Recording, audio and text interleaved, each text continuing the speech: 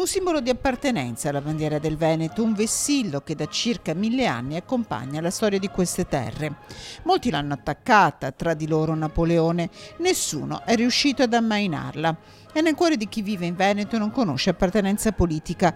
Ettore Beggiato, che la storia della sua terra continua a studiarla, la racconta con passione. La nostra bandiera è qualcosa di più di una bandiera, innanzitutto perché nella nostra bandiera c'è il simbolo del Leone di San Marco ed è un simbolo che segna tutta la vita della nostra terra dall'anno 828, quando il corpo di San Marco viene portato appunto a Venezia, poi diventa bandiera attorno al 1200-1300 e da allora continua a rappresentare la storia e la vita quotidiana di tutti i veneti. Un simbolo di pace la bandiera del Veneto, che alla pace tra i popoli e le genti invita anche nell'iscrizione del Vangelo su cui poggia la zampa del leone.